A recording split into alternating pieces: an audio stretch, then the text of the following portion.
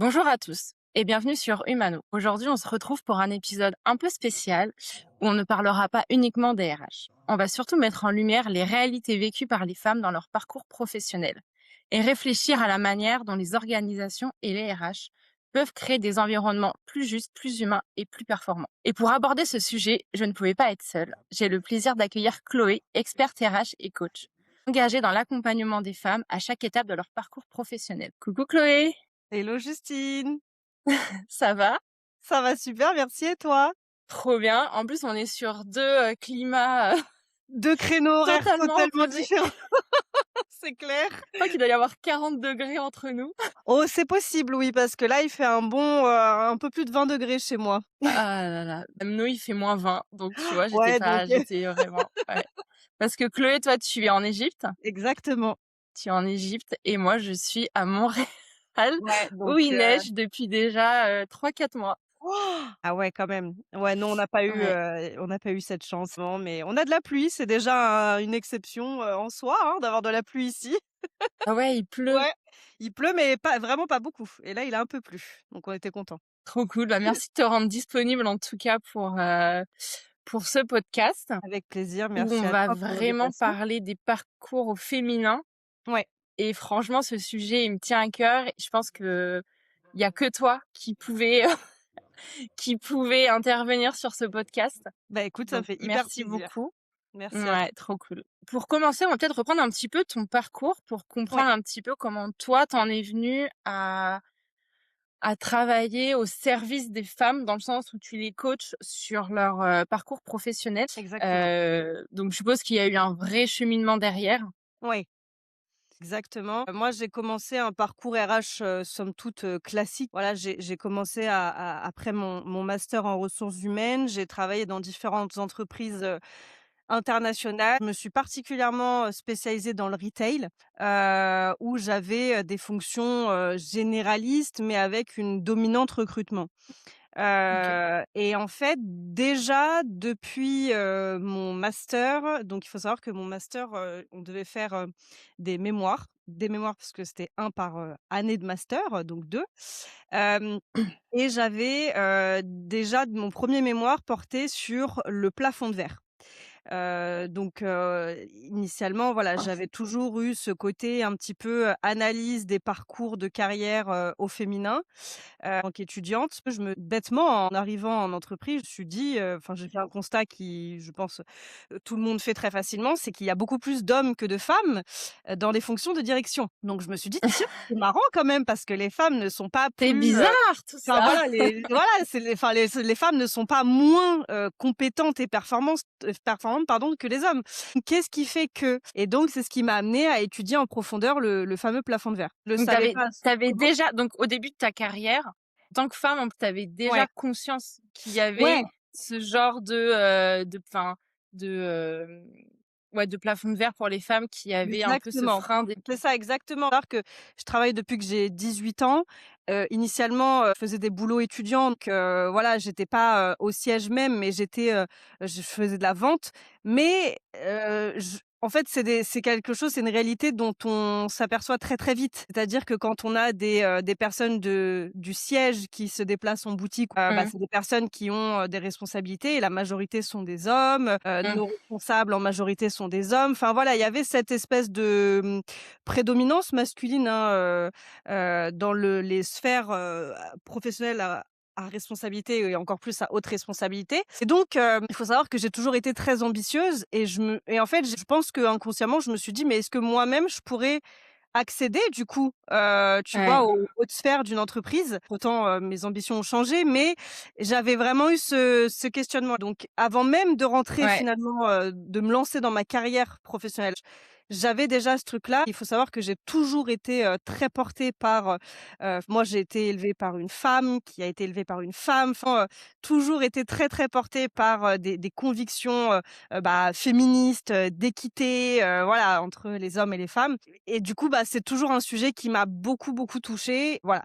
Donc j'ai commencé ma carrière de manière, très générale, fait normal. Comme quoi la représentation, tu sais, tu disais que tu voyais souvent des personnes du siège hommes qui Ouais. venaient. Comme quoi la représentation, c'est, idée entre guillemets, bah, comme quoi ça aide. Parce que toi, si en tant que femme, tu avais vu des femmes, Oui, tu te dirais: «C'est possible». tout à Toi-même, fait. tu t'es dit: «Mais en fait, est-ce que c'est» enfin, tu sais, tu viens même à Exactement, douter. et le C'est rôle ça. modèle, c'est absolument déterminant, à la fois et peut-être même surtout quand on est enfant, mais aussi quand on est adulte. De Mmh. voir que quelqu'un qui nous ressemble, est capable d'aller là où on a envie d'aller ou Ouais, enfin où on ouais. veut aller, c'est tout un symbole en fait et c'est extrêmement important. Mmh. Enfin, du coup, soit on se dit: «Bah, c'est possible», soit on se dit: «Bah, tiens, c'est bizarre, ça n'a pas encore été fait» et alors dans ce cas-là, il faut peut-être le caractère ou quelque chose pour dire: «Bah, c'est moi qui vais le faire en premier. Donc Oui, c'est ça. ouais, ouais, Il faut pas forcément se dire c'est compliqué, surtout quand toi, tu étais au début de ta carrière et que tu es jeune. Tu peux avoir tendance à te dire: «Bah, c'est pas possible» ou «J'y ouais, arriverai pas» ou c'est «Ça va ça, pas se faire» et abandonner. Au final, toi, ça t'a exactement. plutôt challengé. Ça m'a plutôt challengée, mais après, enfin, je trouvais que justement l'étude de ce mémoire et l'étude un peu de ce truc qui existait et finalement, bah, que ce mémoire m'a permis de mettre des mots dessus, donc le plafond de verre. Ça a été aussi enfin, ça a été un truc hyper révélateur pour moi de me dire: «Purée, mais en fait, c'est un concept, sociologique, mais en fait, c'est un concept sans être un concept puisque c'est extrêmement, actuel, réaliste, enfin, ça existe, quoi». Mmh. Et en fait, ça a été hyper intéressant et je pense que ça a jalonné un petit peu mon cheminement, mais je le savais pas encore à ce moment-là. Ouais. Parce que, bah, j'ai fait, j'ai fait, 8 ans en entreprise. OK. Sans enfin, en gravissant les échelons, petit à petit. Et en fait, il y a eu un moment où il y a eu une espèce de turning point, dans ma perception de la vie. C'est quand je me suis convertie à l'islam, du coup. Et en fait, à ce moment-là, bah, c'est vrai que la manière dont je voyais, les entreprises, les dynamiques de l'entreprise et cetera, je me retrouvais plus forcément dans les valeurs, de OK. l'entreprise, enfin, Ouais. les RH, c'est quand même particulier parce que je trouve quand on se lance dans les RH, on est un petit peu naïf. Enfin, tu vois, c'est un peu ce truc-là de dire: «Bah, je vais aider tout le On est monde», rem Ouais, c'est ça. ouais, On est rempli, d'idéaux, en fait exactement. et on se dit souvent, on va changer les choses, tu Ouais, vois? Moi, c'est c'est ce ça, que je me suis dit au début de ma carrière en tant qu'RH. J'avais plein d'idéaux. Je me disais: «Mais moi, je vais changer les choses. J'ai des exactement. valeurs, j'y crois». En fait, Et il y a la bah, tu pas réalité. seul. Ouais, c'est ça. Tu oublies Tu juste un pas peu le seul. capitalisme, qui est à côté, tu vois? Et qui vient te rattraper par le callback Ouais, et tu as la réalité qui te frappe, voilà, ouais, assez violemment, parfois.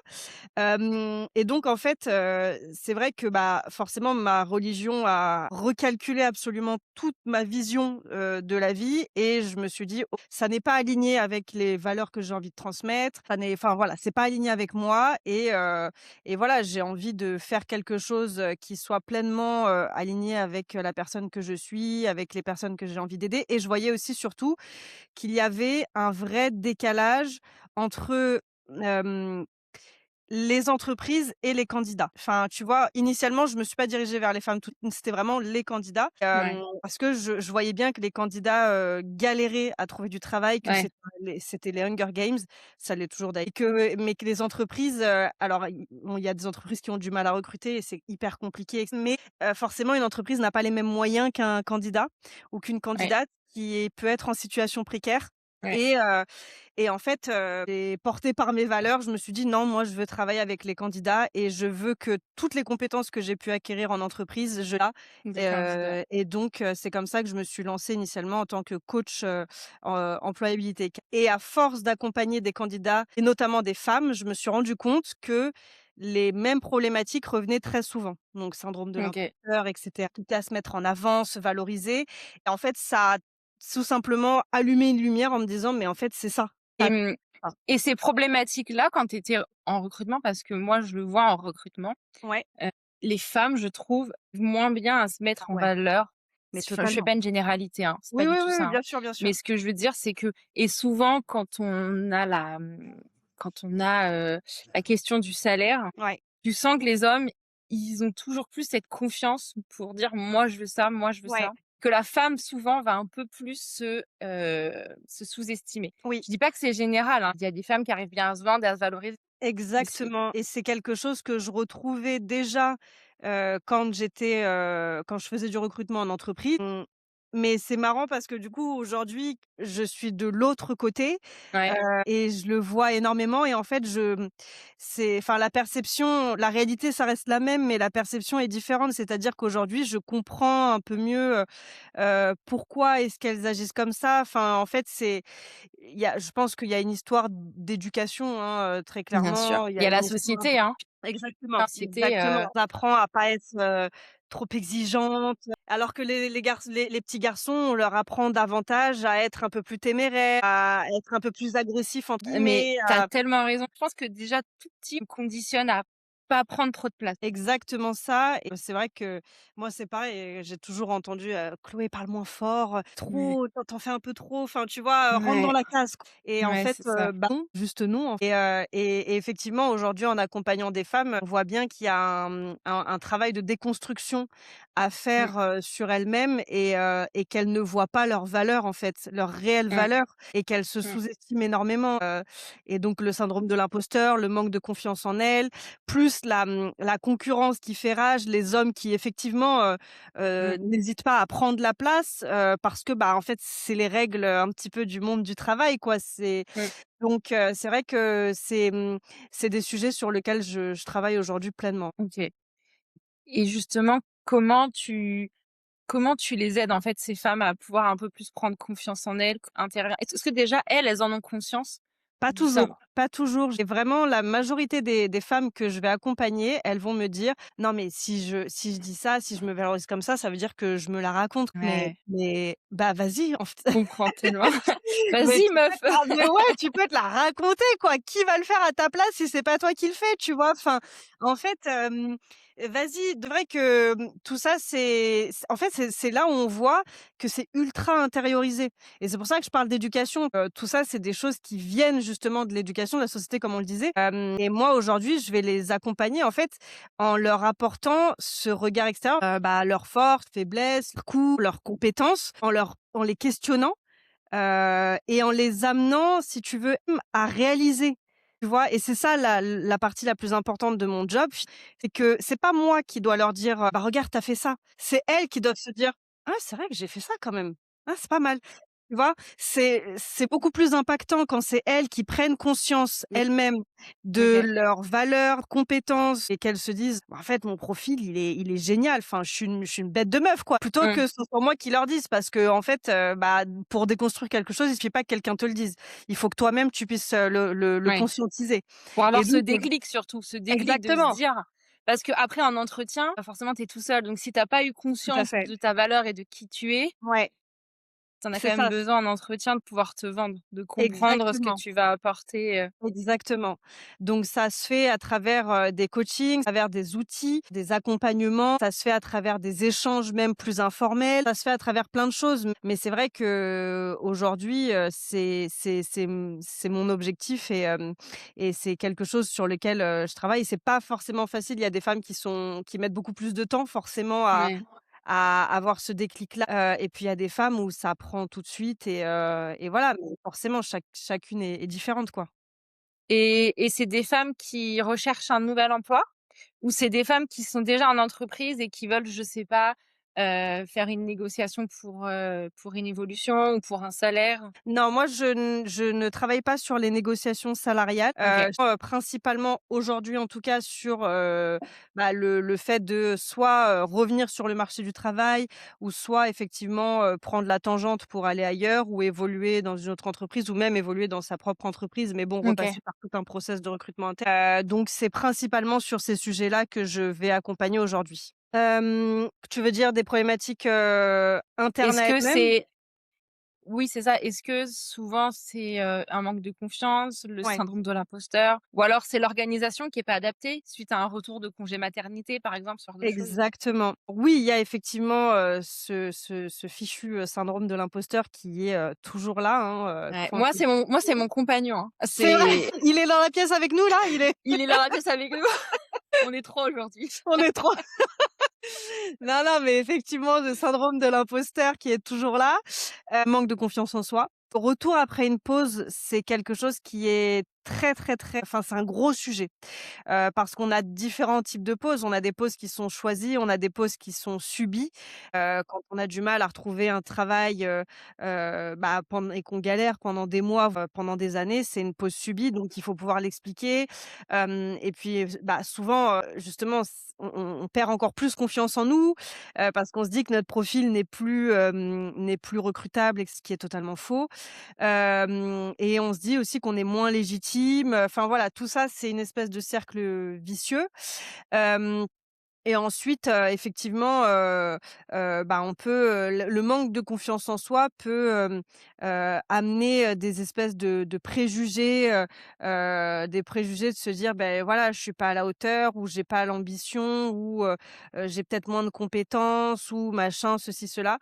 Et donc voilà, ouais, ça va être, les principales, problématiques aujourd'hui qui vont ressortir, alors qu'en réalité, c'est un système qui n'est pas, adapté, et ce sont pas elles et leur profil, c'est le système qui, effectivement, sans compter, bah, les discriminations qu'on peut rencontrer, à l'emploi, à l'embauche et cetera, c'est le système qui est à revoir, mais bon. C'est vrai que les organisations sont pas adaptées actuellement, pas encore, enfin, pas toutes du moins Ouais, adaptées à ça, à ces, tout exactement. à l'heure, c'était hyper intéressant, tu disais que tu étais en entreprise et que ça ne correspondait plus à tes valeurs et que du coup tu as choisi de partir. Ça, c'est intéressant, j'ai fait un podcast avec une coach qui s'appelle Laure, où Mmh. on en parlait et justement, elle préconisait que, avant de commencer un nouvel emploi, c'était un peu de mettre noir sur blanc les valeurs qui sont importantes. Enfin, Exactement. surtout en tant que c'était vraiment par rapport au RH, mais Mmh. c'était de se dire parce que quand tu es RH, comme tu l'as dit tout à l'heure, tu as des idéaux, tu as des valeurs Ouais, et qui souvent, bah, tu te butes aussi à une organisation ouais, qui, en fait, sur le coup, tu penses partager un peu les valeurs, les idéaux qui finalement pas du tout pas du tout, et ouais. c'est comment ne pas se trahir soi-même, tu vois, dans les, Ouais, avec des organisations. C'est comment dire: «OK, moi, mes valeurs, c'était ça et aujourd'hui, genre, j'ai tout bafoué». Mais c'est exactement. hyper courageux de s'en rendre compte et de Mmh. quitter. Enfin, tu vois, on est tous, mouvants. Oui, Ma personne peut changer, peut évoluer ou même l'entreprise, peut ouais. évoluer et en fait, quand je suis rentrée dans telle boîte, bah, ça correspondait à 100 à ce que je recherchais et aujourd'hui et je sais pas, à 2, 3, 4 ans que j'ai et c'est plus du tout, aligné Ouais, avec moi-même. Mais effectivement, c'est difficile d'avoir cette, cette ce recul. ouais, ce recul-là et ce truc-là parce que, bah, voilà, l'entreprise, ça reste quand même un endroit où tu passes le plus clair de ton temps. Ouais, Tu sais, où tu es dans ton quotidien, tu as 3-4, offres d'ouverts, tu dois recruter, c'est des postes urgents, nia nia et c'est vrai que des fois, bah, de temps en temps, c'est un peu qu'on prenne ce recul et de se dire: «OK, est-ce que là, ouais, j'ai tu vois, mes valeurs, elles sont impliquées. Est-ce que ça me exactement, correspond? Est-ce que c'est moi?» exactement. Et pas un travail qui est difficile, c'est pas un travail qui est facile parce que Ouais, quand tu es dans ton quotidien, tu as tes priorités, tu as la tête dans le tu es guidon. ouais, complètement, et tu as pas forcément la notion de l'organisation dans l'ensemble et c'est ça Exactement. qui est un peu dur. En tout cas, je parle en tant que RH, Mmh, tu vois, en oui, tant que oui, bien sûr, c'est vrai que c'est aussi difficile de jauger, mais il faut pouvoir rester objectif et encore plus quand on exerce un métier qui est le recrutement. Objectivité, objectiver tous ses choix, ses décisions, c'est l'impartialité. ouais, exactement, c'est Mmh, tellement important et aujourd'hui, bah, c'est ce qui fait d'ailleurs clairement, hein, qu'on a autant de discrimination. Ces recruteurs ne sont malheureusement même plus réellement formés au recrutement. non, Les non. managers ne sont encore moins. Mmh, Donc en fait, on a, des ce qu'on appelle le syndrome du scarabée, donc le fait de recruter toujours le petit frère ou la petite sœur, des gens qui nous ressemblent, parce qu'on ouais, a la sensation on va mieux travailler ou en tout cas plus facilement avec ces personnes-là, c'est une illusion totale. ouais. Et du coup, bah, les personnes «différentes» entre guillemets, bah, du coup, on les laisse sur le carreau parce qu'on se dit: «Non, non, mais trop difficile à gérer. Moi, voilà, je suis pas familier avec ce genre de profil, laisse tomber». Connaissais je connaissais pas du tout ce syndrome, Ouais, Mmh, mais ça me parle ouais, dans le sens bah, où oui, oui, forcément, tu vas pas recruter quelqu'un qui va un peu confronter tes convictions, quelqu'un qui va un peu remettre en question tes process, ouais, alors qu'en fait, c'est ouais, nécessaire. tu vois, c'est hyper intéressant d'avoir quelqu'un qui puisse un peu des fois te dire, Et oui, «Tu es c'est sûr? ça. Ouais, non, mais c'est ça, Tu es en sûr fait, de ce c'est que tu nécessaire. fais?» Exactement et c'est pour ça que ça entretient aussi ce Mais ça truc fait de, bah c'est ça et puis ça fait peur ces personnes-là, c'est qui ouais, vont arriver, pointer du doigt, dire: «Attendez là». faire, mais Mais après, oui, on est quand même bien là enfin, il faut pouvoir bousculer Bien sûr, les silos, donc je suis d'accord. les normes en place, donc c'est nécessaire et le fait d'avoir, ce fameux syndrome du scarabée, de ne pas oser sortir de sa zone de confort et de recruter, quelqu'un qui nous ressemble, c'est une illusion et c'est ce qui perpétue aujourd'hui les discriminations, Ouais. qui perpétue le plafond de verre et cetera et d'ailleurs le plafond de verre ne s'applique pas qu'aux femmes. Ça peut s'appliquer, aux personnes en situation de handicap, ça peut s'appliquer aux hommes non blanc. Enfin, je veux dire, Mmh. ça peut s'appliquer à tout un tas de catégories jugées, différents de la représentation qu'on peut avoir, en tout cas d'un Ouais. codir, Ouais, masculin je et suis cetera. d'accord, ouais, c'est ça. Nous aussi, les RH, il y a quelques années, on faisait pas partie c'est un poste qui est très féminisé Ouais, quand même, il y a beaucoup de femmes, mais c'est un poste, il y a quelques années, on n'était pas au quotidien. ben c'est ça et si tu observes bien, c'est un poste où il y a beaucoup de femmes, mais souvent les DRH sont des hommes. Ouais, Donc c'est marrant. ouais. C'est curieux. Et ouais, la plupart, quand il s'agit de hautes responsabilités, toutes les femmes, elles sont en dessous, tu vois? C'est En haut, ça. c'est un homme. Il y a une phrase que j'avais entendue quand je faisais mon master, RH, d'un copain de classe et Mmh. en fait, bah, justement, on avait une coach en intervenante qui expliquait, bah, du coup, les minorités et ce fameux, copain, enfin collègue, qui dit: «Bah, oui, mais parce qu'en fait, il y a moins de femmes qui postulent. C'est pour ça qu'il y a plus d'hommes». Oui, bah, c'est tellement logique, c'est si facile en fait, Et regardez. franchement, je me dis: «Waouh, le taf va être long et le taf va être Ouais. dur», de se rendre compte qu'en fait, mais pas du tout, c'est pas du tout la raison, tu vois? Mmh mh, mmh mh. Et je me Oui, oui, oui, c'est ça, c'est beaucoup tu plus vois? profond que ça. Il peut y avoir effectivement moins de femmes qui postulent, mais il faut se poser la question du pourquoi il y a moins de Bah oui, femmes qui postulent et on revient un peu à ce truc de rôle modèle et on revient un peu à ce truc ouais, enfin voilà, c'est les discriminations que peuvent subir les femmes, enfin voilà quoi. c'est ça, c'est ça.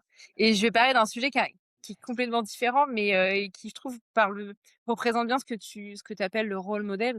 Tu sais, c'est Disney avec les princesses. Oui. Maintenant, tu vois, ils mettent des princesses qui ont la pommade, qui ont des Ouais. lunettes, qui ont les cheveux frisés et tu Voilà. sais, il y a eu plein de vidéos sur Instagram des petites filles qui ressemblaient. Oui! Tu sais, je Avec la pense petite notamment sirène, à oui, la à petite sirène, ouais. Tyrène, à Encanto, et je crois que c'est, Amérique latine. Elle a les cheveux OK. frisés, des lunettes. Tu vois, c'est là que la représentation est hyper importante. C'est qu'en fait, ces petites filles, tu leur dis déjà, tu vois, qu'elles peuvent être princesses, qu'elles peuvent, Exactement, tu vois? Que plus tard, bah, oui, exactement. elles ont leur place à la télé et tout à Tout l'heure, à quand fait. tu me parlais de ça, de ce rôle modèle, cette représentation, en fait, c'est hyper important même dans les entreprises, cette diversité de représentation. Ouais. C'est de te dire que c'est possible, te dire qu'en fait, quelqu'un qui te C'est ressemble, ça. c'est possible. C'est ça et c'est d'avoir une perspective de possibilités et en fait, ça représente juste un espoir, tu Ouais, vois? Ça veut pas dire que forcément, tu vas le faire, mais en tout cas, c'est de se dire, pardon, je branche juste mon ordinateur. C'est de se dire que, bah, c'est possible et que, bah, tu p si tu «veux» entre guillemets, alors je crois pas du tout à la méritocratie, un coup, mais si tu veux, tu pourrais y arriver. ouais. Comment ça, tu crois pas à la méritocratie? Ah! La méritocratie! Non, je crois absolument pas à la méritocratie parce que, à mon sens, pour qu'une méritocratie existe, il faudrait qu'on parte avec tous les mêmes chances, initialement. Ouais. OK. Ce qui n'est absolument pas le cas, aujourd'hui. Et en fait, bah, je prends souvent l'exemple de ma mère. Et moi, je suis ce qu'on appelle une coda, c'est-à-dire que mes parents sont sourds et malentendants et en fait, ma mère, elle a c'est une artiste, c'est une designeuse, d'intérieur née. Enfin, franchement, la dame, elle te fait un truc, de son appartement qui est incroyable. Elle a des idées déco de dingue auxquelles tu aurais jamais pensé. C'est Valérie Damido, quoi et OK, viens chez moi, je vais ouais. l'inviter ta mère. Non, mais c'est assez impressionnant. Mais le fait est que, bah, ma mère est sourde et donc OK, en fait, elle n'a jamais eu, la chance de prétendre à quoi que ce soit, de par son handicap et OK, en fait, elle a toujours travaillé, en tant que plongeuse dans le restaurant, familial. Elle a enchaîné les petits boulots et elle a toujours galéré dans sa vie alors qu'elle a un vrai don, tu vois? ouais. Et donc j'ai toujours grandi en voyant, le modèle de ma mère qui se battait comme une ouf, au travail et en fait, je me disais, tu vois: «Mais pourquoi est-ce qu'elle qui a pourtant qui est si douée dans son truc, bah, ne peut pas faire des études, enfin n'a pas pu faire des études, ne peut pas valoriser son parcours, ne peut pas valoriser son talent, ne peut pas, ouais, Ouais. être, reconnue à sa juste valeur» et en fait, bah, ce truc du bah, en f la réponse, c'est tout simplement parce c'est une femme handicapée, tu vois? Mmh. Mais ça s'applique à plein de choses. Enfin, tu vois, quand on dit: «Quand tu veux, tu peux». Moi, aujourd'hui, je suis une femme racisée, je suis une femme voilée. J'ai jamais été aussi compétente qu'aujourd'hui. Pourtant, je sais que si je me mets sur le marché du travail, Mmh. avec cette tenue, je ne vais quasiment enfin, voilà, d très peu sont mes Toi, chances en de trouver un plus, tu travail. vois la différence avec ton début de parcours où tu Ah disais bah, que ouais, tu t'es convertie après. Donc exactement. toi, en Ah oui, oui, plus, tu as, tu vois, tu j'ai les as 2. les 2. Ouais. J'ai Tu les tu 2. compares J'ai à quand tu étais une femme, non voilée, non musulmane, enfin, en tout cas, non voilée. Non voilée, parce que non musulmane à la limite, c'est vraiment le voile qui fait la différence. ouais. En tout cas, en tant que femme racisée que, on m'a sûrement refoulée pour cette raison, je ne le saurais jamais, mais en tout cas, j'ai toujours trouvé des jobs assez facilement et aujourd'hui, je sais très bien que, là, si je me mets sur Mmh. le marché de l'emploi et c'est même enfin, en France, hein, c'est même pas la peine, tu vois? On Ouais. ça Ouais, va être, ou alors rares sont je dis pas que c'est impossible, mais je dis juste que, j'ai un bagage, j'ai un très bon bagage et pourtant on ne me laissera pas la chance parce que j'ai entre guillemets «pas le physique, attendu». Donc ouais. c'est en ça que, pour moi la méritocratie ça n'existe pas, parce qu'on part pas tous avec la même chance dans la OK. vie OK, je comprends et ce que voilà. tu dis. Je comprends ce que tu dis, et tu sais qu'ici, à Montréal, il y a un truc que j'aime bien au niveau des process, c'est Mmh. que, la photo sur les CV, c'est pas que c'est interdit, mais ça ne se fait pas. C'est pas dans la culture de mettre sa photo. Enfin, tu mets encore moins ton âge, Ouais. ça laisse la chance à tout le monde. Alors par rapport à l'âge, également parlant en France, on n'est pas censé renseigner son âge.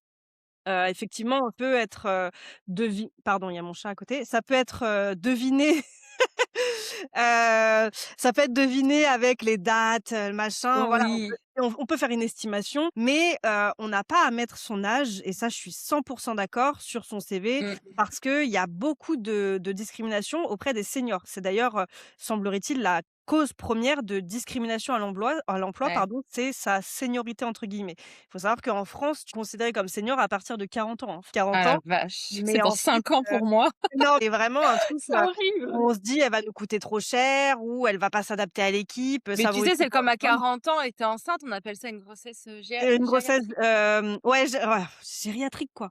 C'est horrible, c'est violent, c'est d'une C'est hyper violence. violent, c'est super violent et concernant la photo, alors c'est intéressant parce que pour le coup, je sais qu'il y a 2 écoles et je suis plutôt de l'autre école.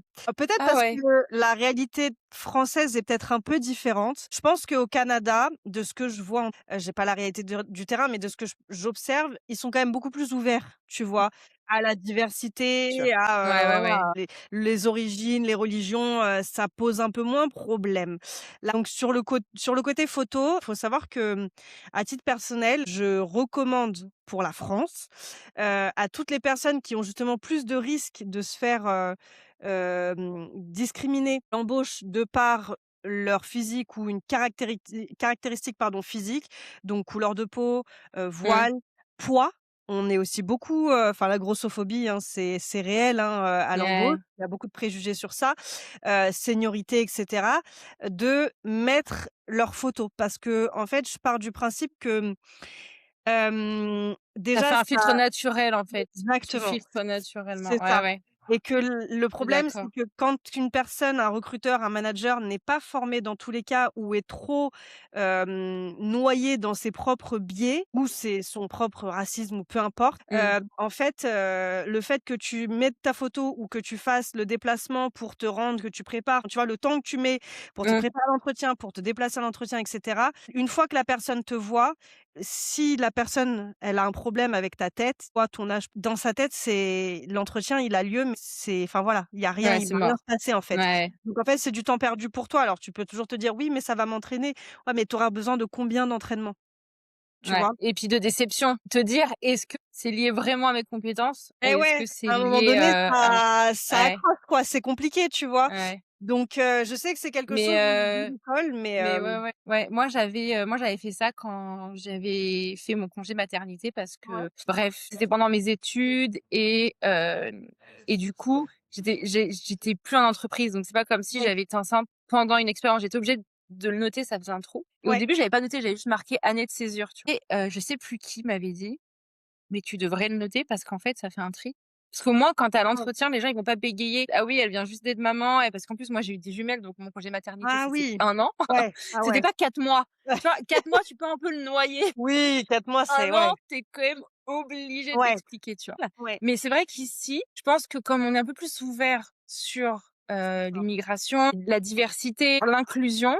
Mmh, Culturellement, politiquement, en France, c'est peut-être plus compliqué de d'appliquer ça. Chacun voit midi à sa porte et je sais que j'accompagne des femmes qui sont pas du tout à l'aise à l'idée de mettre une photo, ce que je peux totalement comprendre, hein. Et il y en a ou qui font le choix et qui me disent: «Bah ouais, mais j'ai beaucoup moins d'appels». Oui, mais du coup, les personnes qui t'appellent, tu es plus probable d'aller jusqu'au bout, enfin, parce qu'elles entre guillemets, «elles savent à quoi s'en tenir». Enfin, oui, voilà. Ce chat ne va pas me il veut lâcher. il a un truc à dire. Elle a juste faim.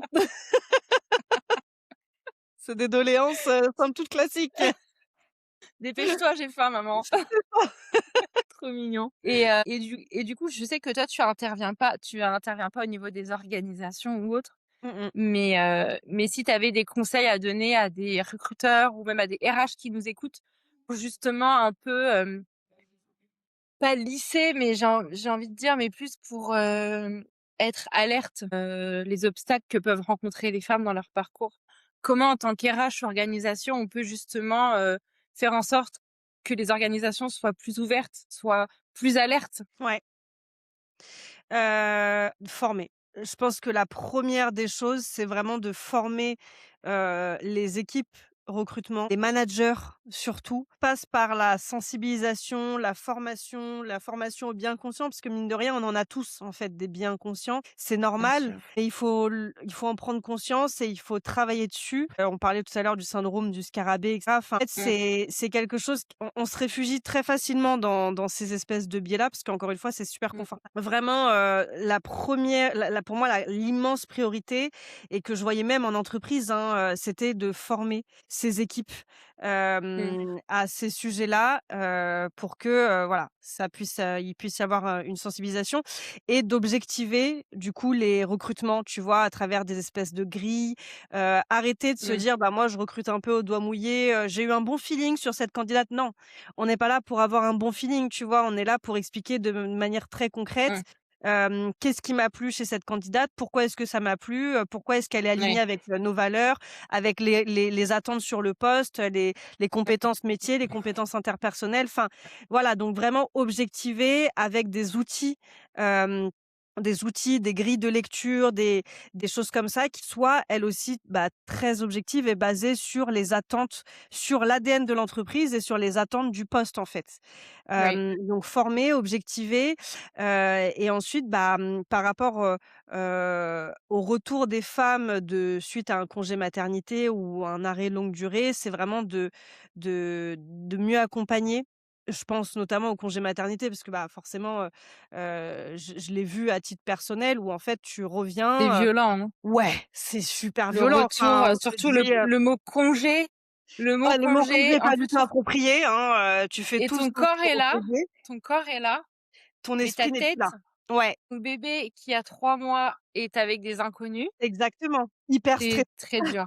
c'est hyper stressant, 3 mois, c'est tout Mmh, petit et en fait, ouais, enfin moi, ce qui m'avait assez, ce qui m'avait, fait très bizarre, ce qui avait été assez violent pour moi, c'est de me dire: le monde n'a pas changé, mais moi j'ai profondément changé. Je ne suis plus du tout la ouais, même, mais on attend de moi la même c'est chose ça. qu'on Mmh, attendait de moi avant mon congé mat, mmh. sauf qu'on l'attend, là. Genre, «Coucou Chloé, ça va? Ça s'est bien passé? Bon super». Donc du coup, tu as tous tes dossiers ici, donc écoute, bah, il va falloir s'y remettre, hein. Enfin et toi, tu es là et tu te dis, et je Qu'est-ce crois que je fais là? ouais, qu'est-ce que je fais là? Il y a tout qui a changé, il y a tout qui a été bouleversé dans ma vie, je suis plus du tout la même personne et en fait, bah, tu peux te sentir, pas forcément soutenue, accompagnée, comprise, mais ça, j'ai envie de dire que c'est une responsabilité un peu plus haut parce que finalement, l'équipe RH, elle est alors ça dépend des boîtes, mais En tout cas, on peut être dans une équipe qui est sous pression, qui a pas forcément le choix, enfin, tu vois, où il manque des effectifs ou Mmh. machin et trucs.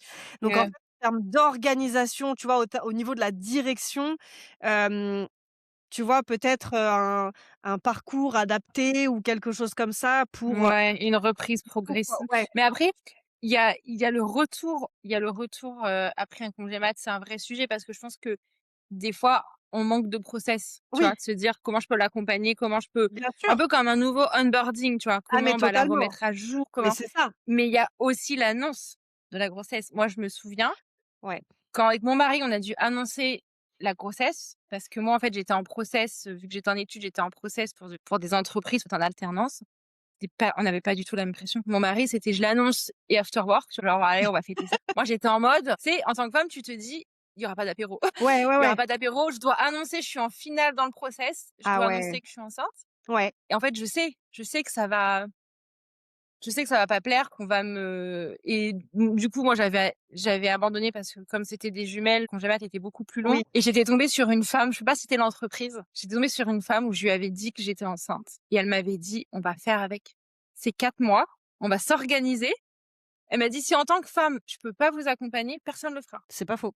et là, je m'étais dit, je te jure qu'au téléphone, j'avais pleuré parce qu'en fait, Ouais, tu sais, mon mari, lui, c'est pas qu'il va fêter ça, allez hop ouais, et moi, c'était en mode: «Qu'est-ce qu'on va penser de moi?» mais tellement. et je m'étais dit: «Je serai comme elle». Beh, c'est marrant parce que j'ai une je pareil, ma 1re grossesse, j'ai une anecdote un peu similaire à la tienne. J'avais été acceptée en entreprise en octobre et en novembre, je tombe enceinte et je découvre en décembre que je suis enceinte. Mais moi, je suis censée commencer mon contrat en janvier. Donc Ouais. 25 décembre, super en plus, je découvre que je suis enceinte. Je n'ai fait que pleurer. En fait, Ouais, c'était tellement terrible, je n'ai ressenti aucun bonheur. ouais, En fait, la culpabilité, mais je me disais: «Mais ils ont besoin de moi». En plus, forcément, j'arrivais dans un moment où l'équipe avait vraiment besoin de quelqu'un. J'avais la sensation que je les trahissais alors que je les connaissais même pas, tu vois? Enfin, j'étais même pas encore rentrée dans l'entreprise et donc j'ai fait que pleurer. J'ai eu de la boule au ventre et tout. Hem Et ensuite, quand je l'ai annoncé, j'avais dit à ma responsable: «Écoute, si tu je ne te donne en fait, je te l'annonce que oralement.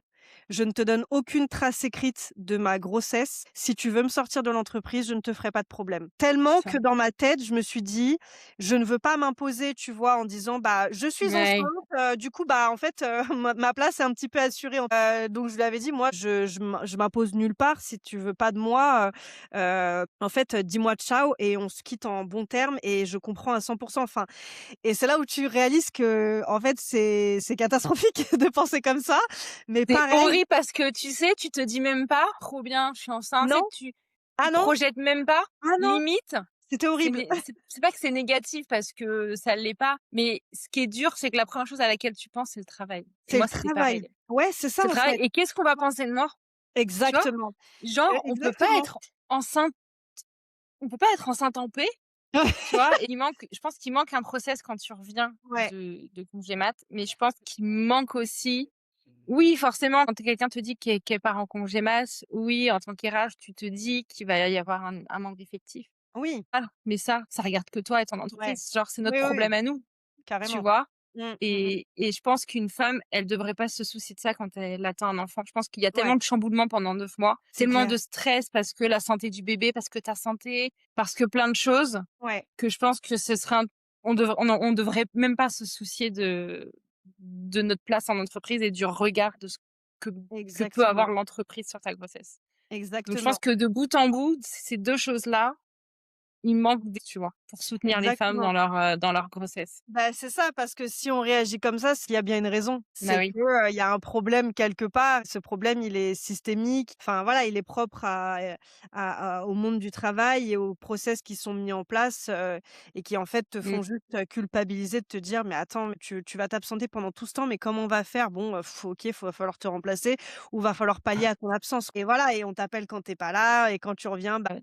Mais je pense que c'est même pas les organisations là qui sont pas, assez compétentes. Je pense que c'est aussi la société. Tu oui, vois? Il devrait y avoir un congé de reprise qui se fait à mi-temps, ouais, au ouais, totalement. début ou, quand tu reprends, bah, tu reprends pas. Et c'est violent de reprendre à 35 heures, voire à 40 heures. Ouais. Tu es fatigué. En plus, pour un peu que tu allaites, c'est encore plus dur. Ça remet tout ton allaitement en question. Ah, c'est clair. En fait, on te demande soit d'être une mère, soit d'être, une bonne employée. Mais en même temps, bah, on te pointe du doigt si tu es trop une bonne employée, que tu es pas assez présente, Exactement. Non, non, c'est hyper compliqué, c'est c'est hyper hyper complexe, compliqué. Ouais, c'est clair.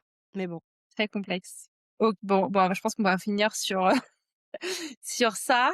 Mais en tout cas, merci beaucoup Chloé, franchement Avec pour plaisir. ton analyse, tes explications et pour, bah, ta clairvoyance un peu dans tous ces parcours pour les femmes. Merci d'être présente pour elles. Avec plaisir. Merci d'être présente pour nous, surtout, d'être présente pour nous.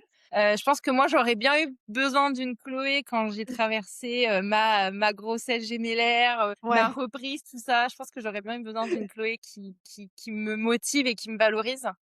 Donc merci pour ce que tu fais. Et comment on peut te retrouver? T'as un site, tu m'as dit que tu avais un LinkedIn. Est-ce que je pourrais donner toutes ces infos-là? avec grand plaisir. Aujourd'hui, j'ai pas encore de site, je suis en train de le construire, mais je suis OK, présente en tout cas sur, LinkedIn, sur Instagram et sur TikTok. OK, trop Voilà. bien. Ah, sur TikTok, tu as réussi à Ouais, j'ai fait ça va? partie des premières Trop à bien. l'époque. Je me suis lancée en 2021 sur TikTok, donc ça date OK. un peu et ensuite justement quand j'ai eu mon 1er enfant, j'ai complètement arrêté et je me suis relancée, quand j'ai repris, mon activité. Donc ça va, je m'étais déjà entre guillemets «assuré une petite place», et c'est vrai qu'aujourd'hui on voit beaucoup de coachs sur internet, coach emploi, coach recrutement, carrière et Mmh. cetera. Mais il y en a peu qui parlent de justement de la réalité Ouais, des discriminations, tu ouais, vois? Et qui parlent aux femmes aussi. Enfin, tu vois? ouais, Qui donc je pense que c'est aussi un petit peu ce qui fait ma différence. ouais. Je suis quand même assez «niche» entre guillemets et donc sur TikTok aussi, Ah, ouais. sur, Oui, tout à l'édition de fait. partie Ouais, junior, tout à être fait. friand et du coup, je pense qu'on a tous besoin d'avoir à un moment donné une coach et même nous dans les organisations, dans les entreprises, tu vois? C'est Oui, important qu'on soit alerte. Donc merci beaucoup pour, avec nous plaisir, avoir, merci à toi. donné tous tes conseils et puis, bah, je vous mettrai toutes les infos pour Chloé. Merci à tous, prenez soin de vous.